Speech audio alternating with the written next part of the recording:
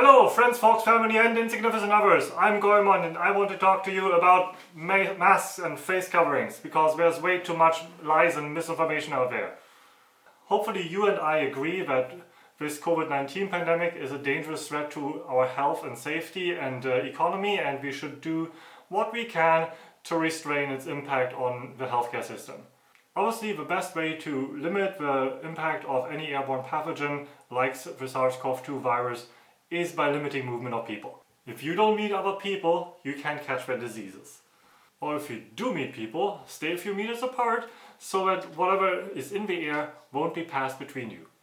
Now that was easy enough during the summer when everybody had great socially distanced fun in the sun and you could meet all of your friends in the park for a great socially distanced hullabaloo. The radiant UV light also helps breaking down the RNA of the virus, making some of the best of times to meet people without worrying about virus transmission.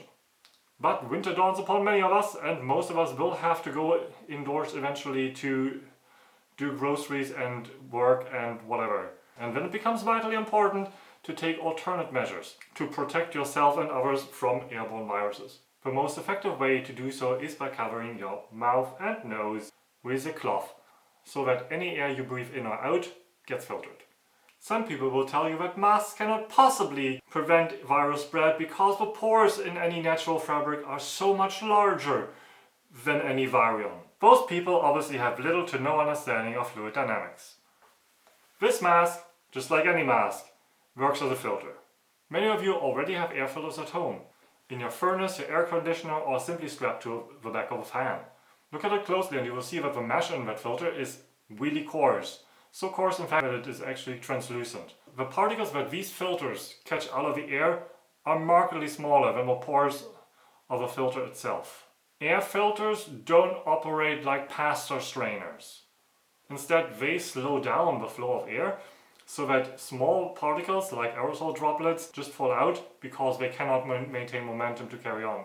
To learn more about filters and how they operate, just look at that video from Wristbites. It's really good.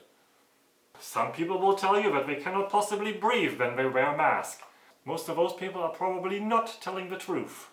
Look, these masks are obviously designed to be breathable. So unless you have a somatic reflex that blocks your respiratory tract whenever you cover your face, you should be able to breathe just fine, even if with greater difficulty. Look, my mom is heavily asthmatic, so much so that she collects disability benefits from it.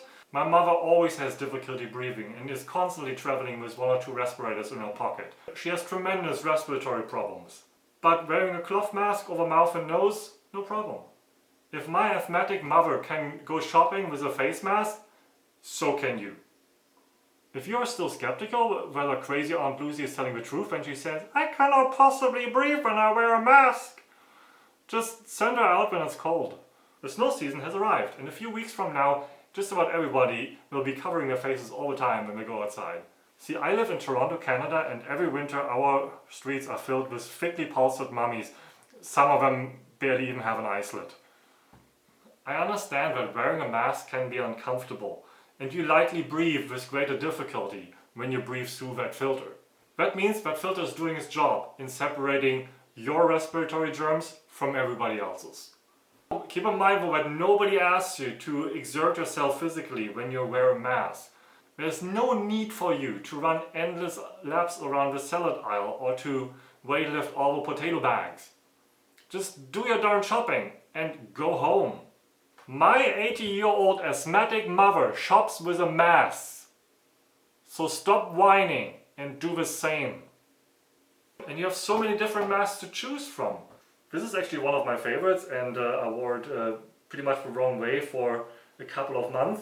I mean, you immediately realize that this goes around your neck, and then this goes up here, and these 2 cords obviously tie around your head, and that makes it rather difficult to, shop anything. So then I applied some German ingenuity, and I thought, okay, this just goes around my ear, and I tie it behind my head like that, and that'll be okay. And then of course my girlfriend saw me and said, "You're being very silly, why don't you just shove it all the way down to your neck and tie it behind your ear, and that's that." Could have followed that myself. And now I wear this mask all the time. When I go into a shop, I just unzip my sweater or jacket or whatever I'm wearing, stuff this cuff down, tight behind my ears. BAM! Amazing!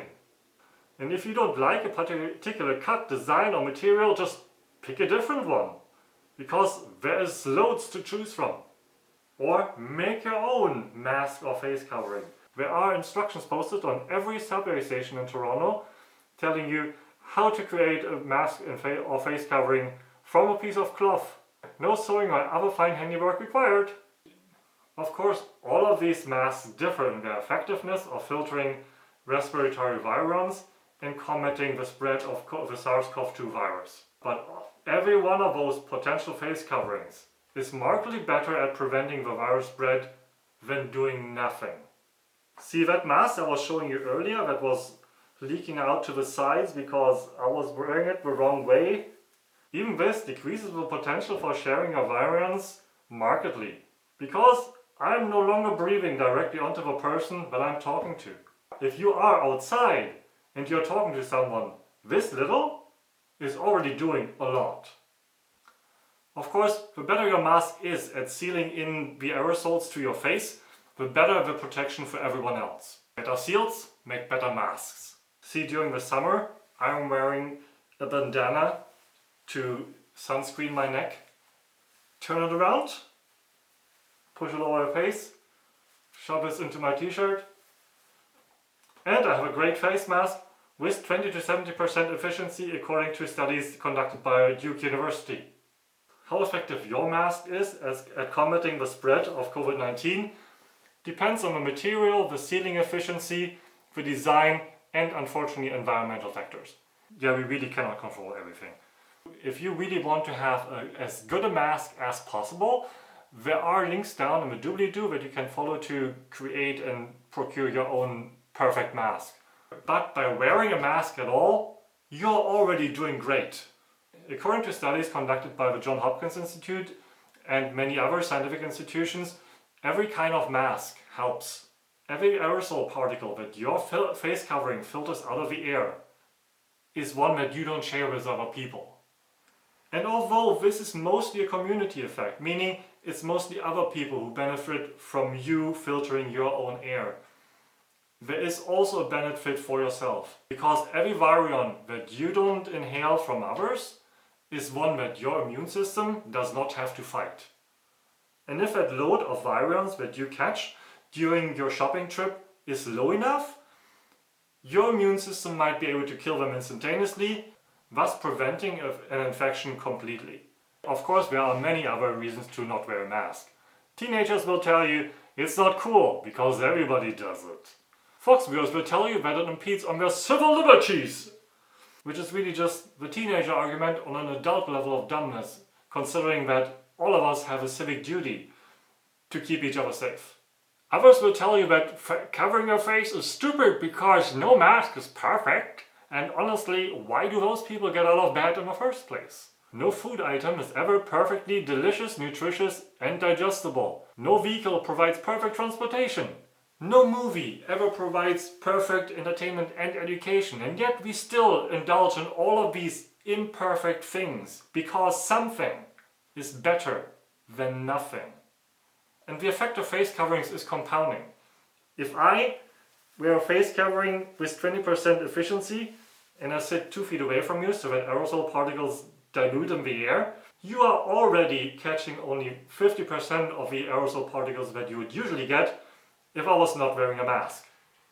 Simply due to this lovely exponential decay based on this distance effect.